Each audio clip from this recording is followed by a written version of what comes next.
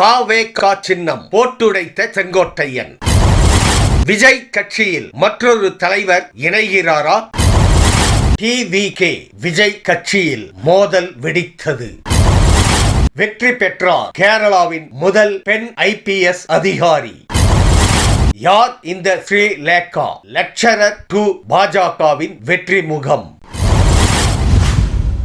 அன்பு தமிழ் நெஞ்சங்களுக்கு மெர்சல் கெலாட்டாவின் அன்பு வணக்கம். வாங்க இன்றைய காணொளி இதோ.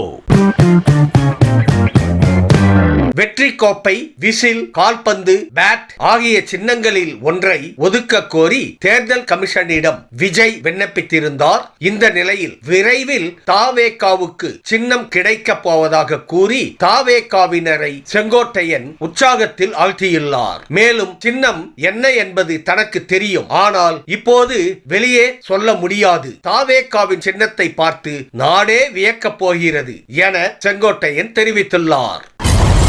திமுகவுடனான கூட்டணியில் குழப்பத்தை ஏற்படுத்த முயற்சித்ததாக பிரவீன் சக்கரவர்த்தி மீது காங்கிரஸ் தலைமை விரைவில் நடவடிக்கையை எடுக்க உள்ளதாக தகவல் கசிந்துள்ளது. இதனால் தாவேகாவில் இணைய அவர் பேச்சுவார்த்தை நடத்தி வருவதாகவும் கூறப்படுகிறது. 2024 லோக்சபா தேர்தலில் மயிலாடுதுறையில் சீட் கிடைக்காததற்கு திமுகவின் தலையீடே காரணம் என அதிருப்தியில் இருந்த பிரவீன் சக்கரவர்த்தி சமீபத்தில் விஜயை சந்தித்து பேசியது குறிப்பிடத்தக்கது.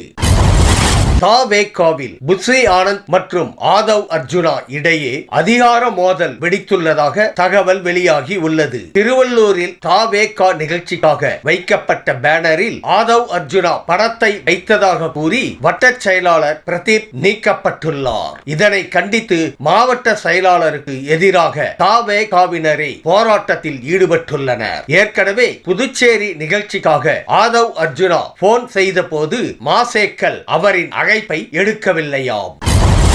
உள்ளாட்சி தேர்தல் முடிவுகளின்படி 45 ஆண்டு கால CPM LDF கூட்டணி தொடர் வெற்றிக்கு முடிவு கட்டி திருவனந்தபுரம் மாநகராட்சியை பாஜக கைப்பற்றியுள்ளது. சாஸ்தமங்கலம் வார்டில் போட்டியிட்ட பிஜேபி வேட்பாளரும் கேரளாவின் முதல் IPS அதிகாரியுமான ஸ்ரீலேகா CPM வேட்பாளர் அம்ரிதாவை 708 வாக்குகள் வித்தியாசத்தில் தோல்வியடைய செய்துள்ளார். இவரே திருவனந்தபுரம் மேயர் ஆவதற்கான வாய்ப்புகள் உள்ளதாம்.